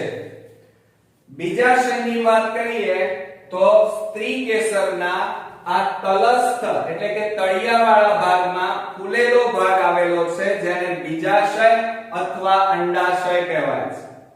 બીજાશયની અંદર જે આ ટપકા કર્યા છે, ડોટ ડોટ લાલ કલરના કર્યા છે, એને પોલાણ અથવા કોટર કહેવાય, ખાલી જગ્યાને. બીજાશયના પોલાણની અંદર તળિયાના ભાગે શું આવેલું છે? જરાયુ. અને આ જરાયુમાંથી અંડકનું નિર્માણ થાય છે. જો એક અંડક હોય તો એવી વનસ્પતિઓ કઈ કે જેમાં એક જ બીજનું નિર્માણ થાય? તો ઘઉં, ડાંગર, કેરી. ઓકે. અને જો એક કરતા વધારે બીજ ધરાવતી વનસ્પતિઓ હોય કે જેમાં એક કરતા વધારે અંડક હોય તો એમાં પપૈયું, તરબૂચ અને આર્કીફેરા. ઓકે. હવે ત્યાર પછી આપણે આની વાત કરીએ તો વચ્ચે આ ઊભો પડદો દેખાય છે, જેના કારણે આ બીજાશય પોલાણ બે ભાગમાં વહેંચાઈ જાય છે. તો આ પડદાની આજુબાજુ આ જે ગોઠવાયેલા તમને દેખાય છે એને અંડક કહેવાય. શું કહેવાય મિત્રો? આને અંડક કહેવાય. અને આ અંડકોની ગોઠવણીને જરાયુ વિન્યાસ કહેવાય. શું કહેવાય? જરાયુ વિન્યાસ. ઓકે મિત્રો. વનસ્પતિમાં લિંગી પ્રજનન. અને વનસ્પતિમાં લિંગી પ્રજનન અંગ કયું? તો પુષ્પ. અને નાનપણથી આપણે શીખતા આવ્યા છે કે પુષ્પ એ પ્રજનન માટેનું અગત્યનું અંગ છે. અને આ પુષ્પમાં સ્ત્રી કેસર ચક્ર અને પુકેસર ચક્ર આવેલું હોય છે. એટલે કે એના ઉપરથી પરાગનયનની વ્યાખ્યા આપણે શીખ્યા હતા. કઈ મિત્રો? તો પુકેસરની પરાગરજ. પુકેસરની પરાગરજ સ્ત્રી કેસરના પરાગાસન પર પ્રસ્થાપિત થવાની ક્રિયાને પરાગનયન કહે છે. એટલે એનો મતલબ એ થયો કે એમાં નર પ્રજનન અંગ અને માદા પ્રજનન અંગ એમ બે પ્રજનન અંગો આવેલા છે. એક તો પુકેસર ચક્ર એ નર પ્રજનન અંગ અને સ્ત્રી કેસર ચક્ર એ આપણે જાણીએ છીએ માદા પ્રજનન અંગ. તો હવે આ પુષ્પ વિશે આપણે ડીપમાં આજે ભણવા જઈ રહ્યા છીએ. તમે જાણો છો એ પ્રમાણે જુઓ, આવૃત બીજધારીઓનું એક આકર્ષક અંગ એટલે પુષ્પ. આપણે જાણીએ છીએ આકર્ષક અંગ સામાન્ય રીતે આપણે બગીચામાં જઈએ તો અમુક પુષ્પો આપણને જલ્દી ગમે છે. કેમ? કારણ કે એ આકર્ષક રંગ ધરાવે છે, એની પાંખડીઓની આકર્ષક ગોઠવણી, ત્રીજા નંબરમાં એનો આકર્ષક અને મનગમતો આપણને ગમે એવી સુગંધ ધરાવે છે. તો આ ઘણા બધા કારણોના કારણે પણ પુષ્પ એક આકર્ષક અંગ વનસ્પતિનું છે. હવે આવૃત બીજધારી એટલે કોને કહેવાય? તો જે વનસ્પતિના બીજમાં ફલાવરણ અને બીજાવરણ એમ બંને આવરણો આવેલા હોય તો એવી વનસ્પતિને આવૃત બીજધારી વનસ્પતિ કહેવાય. ખ્યાલ આવ્યો મિત્રો? કે જે વનસ્પતિના બીજની બહારની બાજુએ બીજાવરણ અને ફલાવરણ આમ બે આવરણો આવેલા હોય, બે આવરણોથી ઢંકાયેલું બીજ હોય તો એને આવૃત બીજધારી વનસ્પતિ કહેવાય. તો આ આવૃત બીજધારી વનસ્પતિ ના અગત્યનું અંગ એટલે પુષ્પ. બીજું, જે વનસ્પતિ, બધી વનસ્પતિઓ પુષ્પ ધરાવતી નથી, પરંતુ જે વનસ્પતિ પોતાના જીવનકાળ દરમિયાન નિશ્ચિત સમયે પુષ્પ ધારણ કરે તો એવી વનસ્પતિને સપુષ્પી વનસ્પતિ કહેવાય. ક્લિયર મિત્રો? હવે આપણે એના વિશે કેટલીક મુદ્દાઓની ચર્ચા કરીએ કે ટેક્સ્ટ બુક ની અંદર પહેલો પેરેગ્રાફ આપણને આપેલો છે પુષ્પ. હવે અતિ પ્રાચીન સમયથી એટલે કે રામાયણ, મહાભારત, ગીતા જ્યારે રચાઈ એ સમયથી મનુષ્યનો પુષ્પ સાથેનો ઘનિષ્ઠ સંબંધ હતો. આપણે જાણીએ છીએ કે જ્યારે રામાયણ મહાભારત હતું ત્યારથી મોટા ભાગે સૌંદર્ય માટે, સુશોભન માટે જુદી જુદી રીતે માનવી આ પુષ્પ સાથે અત્તર માટે અથવા અન્ય માટે સંકળાયેલો છે. બીજું, પુષ્પ એ સૌંદર્ય એટલે સુશોભન માટે માથામાં સ્ત્રીઓ નાખતા હોય છે એના માટે. સુશોભન એટલે કે જ્યારે કોઈ પ્રસંગ લેવાયો હોય ઘરમાં ત્યારે એને સજાવવા માટે. તે ઉપરાંત સામાજિક પ્રસંગ હોય, તે ઉપરાંત ધાર્મિક પ્રસંગ અને સાંસ્કૃતિક મૂલ્ય મોટા ભાગે પુષ્પ ધરાવે છે. એટલે સામાન્ય રીતે આપણે જાણીએ છીએ કે આપણી જાતને શણગારવા માટે સ્ત્રીઓ પહેલાના સમયમાં, અત્યારે તો જો કે ટ્રેન્ડ ઓછો થયો છે, પણ હજી પણ ઘણી જગ્યાએ વીણી બનાવી અને નાખવા માટે, માથામાં ફૂલ નાખવા માટે પહેલા ફૂલોની માળાઓ પહેરતા, લગ્ન સમારંભમાં કોઈને સ્વાગત કરવા માટે. આવી રીતે સામાજિક, સાંસ્કૃતિક અન્ય જગ્યાએ મોટા ભાગે પુષ્પનો મોટા ભાગે ઉપયોગ થઈ રહ્યો છે. પુષ્પ એ માનવીની મહત્વની લાગણીઓ, માનવીની અંદર જે લાગણીઓ છે એ લાગણીઓને રજૂ કરવા માટે, એ ચાહે લાગણી સુખની હોય, દુઃખની હોય, પ્રેમની હોય અથવા અન્ય કોઈ લાગણી હોય, તો એ લાગણી બતાવવા માટે જુદા જુદા પુષ્પનો એ જુદી જુદી રીતે ઉપયોગ કરે છે. જેમ કે આપણે જાણીએ છીએ કે પ્રેમ માટે લાલ પુષ્પ જનરલી વપરાય છે, જેને આપણે બહાલ હેત આપણે તરીકે ઓળખીએ છીએ. ખુશી હોય તો ભપકાદાર કલરનો ઉપયોગ મોટા ભાગે ખુશી, આનંદ, લગ્ન સમારંભ જેવા રિસેપ્શન હોય તો એ વખતે જે પુષ્પો વપરાય છે એ પુષ્પની વાત છે. તે ઉપરાંત મોટા ભાગે વ્યથા, શોક અને દુઃખ વખતે હંમેશા જનરલી પીળા અથવા સફેદ પુષ્પનો મોટા ભાગે આપણે ઉપયોગ કરીએ છીએ. વગેરે વ્યક્ત કરવાના પ્રતીક રૂપે આપણે પુષ્પનો ઉપયોગ કરીએ છીએ. ઘર અને બગીચામાં ઉગાડવામાં આવતા પુષ્પો કયા? તો સામાન્ય રીતે આપણા ઘરની અંદર તમે જોયું હશે ગુલાબ, જાસૂદ, મોગરો, ચંપા, ચમેલી, જુઈ આવા ઘણા બધા પુષ્પો આપણે ઘરની આંગણે બગીચામાં ઉગાડીએ છીએ.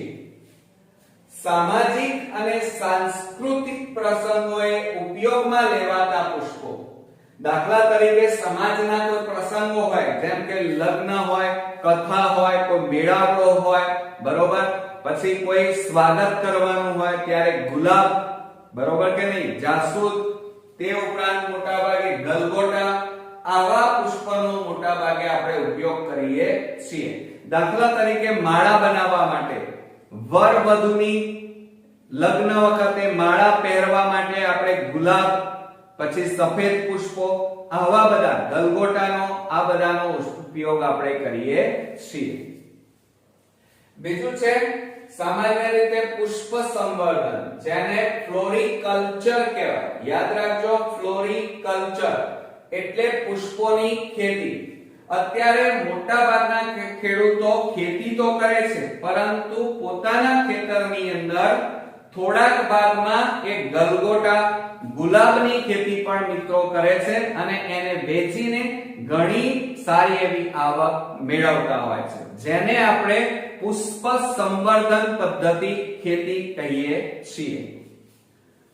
જીવ વિજ્ઞાનીઓ એટલે તમે, હું, કોલેજમાં ભણતા અને બાયોલોજી રાખેલું હોય એ લોકો.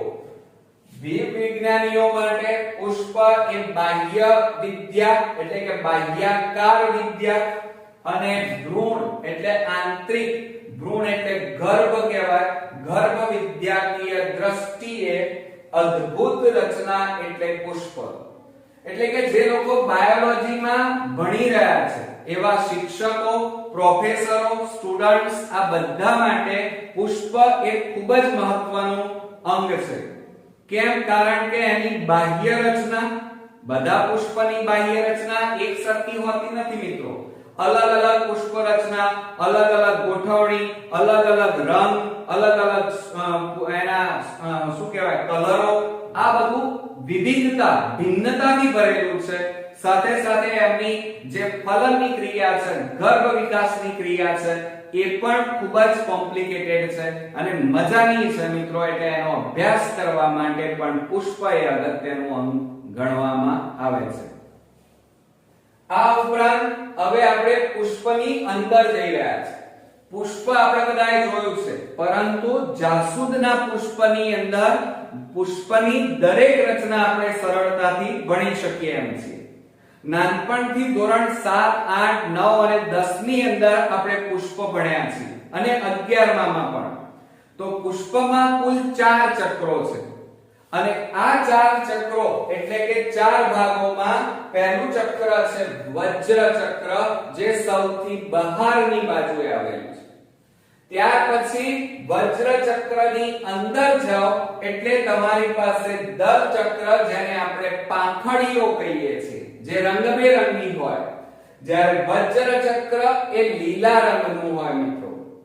હવે દલ ચક્ર એટલે પાંખડીઓની અંદર જાઓ તો તમને 2 ચક્રો જોવા મળે.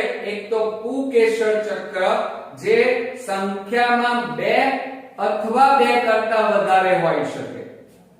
ચોથું ચક્ર જે સૌથી મધ્યમાં આવેલું હોય, જે 1 અથવા 1 કરતા વધારે પણ હોઈ શકે, જેને માદા પ્રજનન અંગ કહેવાય, અને એ છે સ્ત્રીકેસર ચક્ર.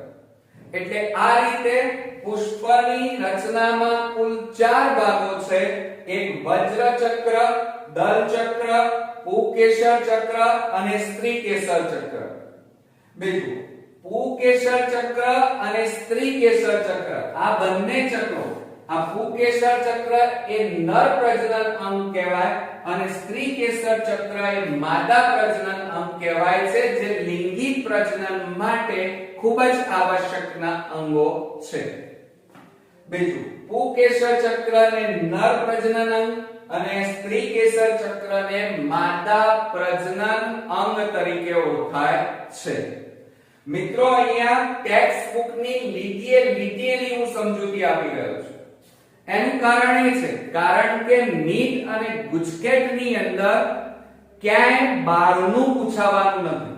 એક વસ્તુ આ ગાંઠ બાંધી દેજો કે બાયોલોજીમાં છેલ્લા 13 વર્ષના ઇતિહાસની અંદર ગુજકેટ અને નીટના જેટલા પેપરો આવ્યા એ બધા પ્રશ્નો ટેક્સ્ટ બુકના અંદરથી પૂછાયેલા છે. એની જે ફકરા છે તે ઉપરાંત એની સમજૂતીમાંથી આપણને પૂછાયેલું છે. એટલે ટેક્સ્ટ બુકની બહારનું પૂછાવાનું નથી.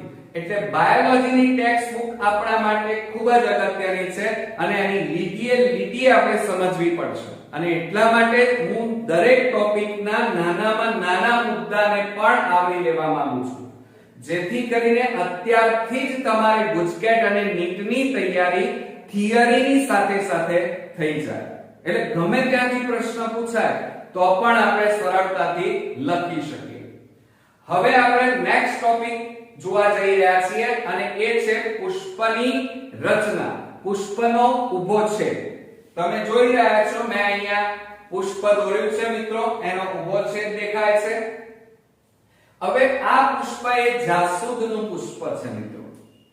હવે પુષ્પની રચના આપણે જોવા જઈએ તો સામાન્ય રીતે 12 થી શરૂ કરીએ તો અહીંયા જુઓ કાળા કલરનું મેં દોર્યું છે. વાસ્તવમાં લીલો રંગ હોય છે. કયો રંગ હોય છે? લીલો. બીજું, તમે કોઈ ગુલાબ પકડો, કોઈ પણ પુષ્પ તમે પકડો ત્યારે તમારા હાથમાં જે પકડેલો ભાગ છે એને શું કહેવાય મિત્રો? પુષ્પદંડ. લાંબો પાતળો દંડ પુષ્પનો, એને પુષ્પદંડ કહેવાય. શું મિત્રો? પુષ્પનો લાંબો પાતળો લીલો કલર, એ દંડને પુષ્પદંડ કહેવાય. ઓકે. હવે પુષ્પદંડથી ઉપર જાઓ તો પુષ્પની સૌથી બહારનો ભાગ કે જેમાં પુષ્પના ભાગો ગોઠવાય છે, સાથે સાથે રક્ષણ પણ પામે છે. તો એવું અંગ જે લીલા કલરનું છે એને વજ્રપત્ર કહેવાય. જુઓ, વજ્ર એટલે ઢાલ, જે રક્ષણ કરે એને વજ્ર કહેવાય. તો અહીંયા આ બીજાશયનું રક્ષણ કરવાનું કાર્ય વજ્રપત્ર કરે છે, માટે એને વજ્રપત્ર અને લીલા રંગનું હોય છે. યાદ રાખજો. ત્યાર પછી તમે એની અંદર જાઓ.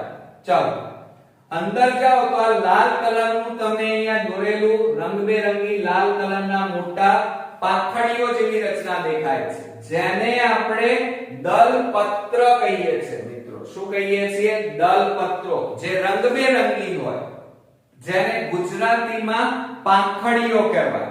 અને આ પાંખડીઓ મોટા ભાગે 3 પણ હોઈ શકે, 5 પણ હોઈ શકે અને 5 કરતા વધારે એકબીજા સાથે સુંદર રીતે ગોઠવણી ધરાવે છે. ઓકે, જેના કારણે પુષ્પ એક આકર્ષક અંગ બને છે. રંગ તો ખરો જ, પણ સાથે સાથે પાંખડીઓની ગોઠવણી પણ એમાં અગત્યનો ભાગ ભજવે છે, જેના કારણે મોટા ભાગે પુષ્પ આકર્ષક બની જાય છે. બીજી વાત, હવે એની અંદર જઈએ તો બરોબર મધ્ય ભાગે તમે જોઈ રહ્યા છો કે આ ફૂલેલો ભાગ દેખાય છે, જેને પરાગાસન કહેવાય. શું કહેવાય મિત્રો? પરાગાસન.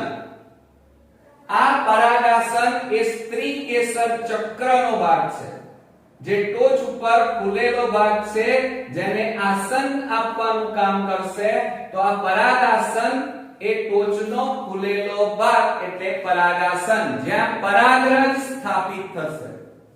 અને આ પરાગાસન લાંબા પાતળા દંડમાં ફેરવાય છે, જેને આગળ જતા પરાગવાહિની કહે છે. શું કહે છે? પરાગવાહિની. અને આ પરાગવાહિની ધીમે ધીમે નીચેની તરફ ફૂલે છે. આ ફૂલેલો ભાગ એને બીજાશય કહેવાય. આમ સ્ત્રી કેસર ચક્ર 3 ભાગનું બનેલું છે. કયા કયા? એક તો પુષ્પાસન, પરાગવાહિની અને બીજાશય. ક્લિયર મિત્રો? ખ્યાલ આવ્યો? ઓકે. ત્યાર પછી નર પ્રજનન અંગ, જેને આપણે શું કહીએ છીએ? પુકેસર ચક્ર. પુકેસર ચક્ર 2 ભાગનું બનેલું છે. અને એ 2 ભાગ તમે અહીંયા હું શીખવાડું છું. આ બંને બાજુ તમે જોઈ રહ્યા છો, એ બેકી સંખ્યામાં પણ હોય, એકી સંખ્યામાં હોય, 2 પણ હોય, 2 કરતા વધારે પણ મોટા ભાગે આ પુકેસર ચક્ર અને સ્ત્રી કેસર ચક્ર આવેલા હોય. એવું નહીં કે 1 કે 2 જ હોય, 2 કરતા વધારે પણ હોય છે. અહીંયા આપણે 2 દોર્યા છે, એટલે અત્યારે જાસૂદમાં આપણે 2 દોર્યા છે. બરોબર? આ પુકેસર ચક્ર એટલે કે નર પ્રજનન અંગ છે. પુકેસર ચક્રમાં 2 ભાગો. શરૂઆતનો ફૂલેલો ભાગ, લંબગોળ ભાગ, જેને પરાગાશય કહેવાય, જ્યાં પરાગરજનું નિર્માણ થાય. શાનું નિર્માણ થાય? પરાગરજનું નિર્માણ થાય. બીજું, પરાગાશય જે લાંબા પાતળા દંડ ઉપર ટેકવાયેલો છે, એ લાંબા દંડને તંતુ કહેવાય મિત્રો. શું કહેવાય? તંતુ. આમ પુકેસર ચક્ર 2 ભાગનું બનેલું છે, પરાગાશય અને તંતુ. પણ આ પરાગાશય અને તંતુ એકબીજા સાથે અહીંયા વચ્ચેના ભાગે જેમ વેલ્ડિંગ કરેલું હોય એ ભાગ દ્વારા જોડાયેલો હોય છે, જેને આપણે શું કહીએ છીએ? યોજી કહીએ છીએ. શું કહીએ છીએ મિત્રો? યોજી. એટલે આમ ઘણા સ્ટુડન્ટ્સ એવું કહે છે કે આ જે પુકેસર ચક્ર છે એ 3 ભાગનું બનેલું. વાસ્તવમાં એ મિત્રો આપણી ટેક્સ્ટ બુક પ્રમાણે 2 ભાગનું બનેલું છે. એક પરાગાશય અને બીજું છે તંતુ. આ બંનેનું જોડાણ સ્થાન એને શું કહેવાય? યોજી કહેવાય. ઓકે, આ રીતે આ પુષ્પના ભાગોની વાત કરી. બીજી વાત, આ જે આખું પુકેસર ચક્ર અને સ્ત્રી કેસર ચક્ર અને પુકેસર ચક્રની લંબાઈ પુષ્પની લંબાઈ અનુસાર હોય છે. ઘણા પુકેસર ચક્ર, સ્ત્રી કેસર ચક્ર ટૂંકા પણ હોય, ઘણા લાંબા પણ હોય છે. બરોબર મિત્રો? ઘણા 2 અથવા 2 કરતા વધારે સંખ્યામાં પણ આવેલા હોય છે. બીજી વાત, આ જે દલપત્ર બન્યા, સાથે સાથે પુકેસર ચક્ર અને સ્ત્રી કેસર ચક્ર, પાંખડીઓ, આ બધાની ગોઠવણી મિત્રો એવી આકર્ષક તો હોય જ છે, પણ એ આકર્ષક હોવાનું કારણ પણ બીજું છે. એ આકર્ષક એટલા માટે છે કારણ કે પરાગનયનની ક્રિયા માટે ભમરા જેવા, પક્ષી જેવા, ચામાચીડિયા જેવા જે ઉડી શકે એવા સજીવો એમની મુલાકાત લે, એ ત્યાં પુષ્પ ઉપર બેસી શકે, આકર્ષાય. આકર્ષાવાનું કારણ ત્રણ છે. એક તો પાંખડીઓનો રંગ, બીજું સુગંધ, અને ત્રીજું એમને અંદરથી પરાગ, અંદર જે પુષ્પ છે એની અંદરથી એમને ખાવાનું મળે છે. આ ત્રણ કારણોસર ભમરા, જે પક્ષીઓ, ચામાચીડિયા આવા જે ઉડી શકે એવા સજીવો છે એ આ પુષ્પની મુલાકાત લઈ અને પરાગનયનની ક્રિયામાં મદદ કરે, એટલા માટે આ બધી ગોઠવણી થયેલી હોય છે. ઓકે મિત્રો, સમજાઈ ગયા? તો આ રીતે આપણે પુષ્પમાં કુલ 4 ચક્રો ભણ્યા. સૌથી બહારનું ચક્ર વજ્ર, પત્ર. બીજું, હવે આ પાંખડીઓ, સ્ત્રીકેસર ચક્ર, પુંકેસર ચક્ર અને આ બીજાશય, તો આ બધું જેના ઉપર બેસેલું છે, ગોઠવાયેલું છે, એ આ ગોઠવાયેલો વચ્ચેનો જે ભાગ છે મિત્રો, જુઓ આ વચ્ચેનો, હું સફેદ કરી નાખું એટલે આટલો જે ભાગ છે એને મિત્રો શું કહેવાય? પુષ્પાસન કહેવાય. શું કહેવાય? પુષ્પાસન. આ પુષ્પાસન એ આ બધાને બેસવા માટે જગ્યા આપે છે, બધા એની ઉપર ગોઠવાય છે, માટે મોટા ભાગે આ ભાગને પુષ્પાસન કહેવાય. ખ્યાલ આવી ગયો? એટલે પુષ્પમાં કુલ કેટલા ભાગ? લાંબો પાતળો લીલો દંડ જેને પુષ્પદંડ, સૌથી બહારની બાજુએ વજ્રપત્ર, વચ્ચે મધ્ય ભાગે પુષ્પાસન જેની ઉપર બીજાશય ગોઠવાયેલું છે, બીજાશયથી ઉપર પાતળી નળી જેને પરાગવાહિની કહેવાય, પરાગવાહિનીનો ઉપલો ફૂલેલો ભાગ જેને પરાગાસન કહેવાય. આ ઉપરાંત પુંકેસર ચક્રમાં પાતળો લાંબો દંડ જેને તંતુ કહેવાય, તંતુના ટોચના ભાગે ફૂલેલી કોથળી જેને પરાગાશય કહેવાય, જેમાં પરાગરજ ઉત્પન્ન થાય, અને આ પરાગાશય અને તંતુ એકબીજા સાથે યોજી દ્વારા જોડાયેલા હોય છે.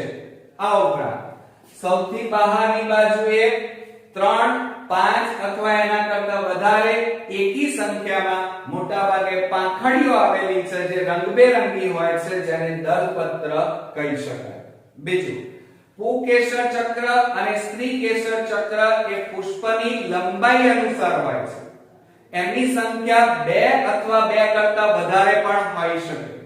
સ્ત્રીકેસર ચક્ર 1 અથવા 1 કરતા વધારે પણ હોઈ શકે. બરોબર મિત્રો?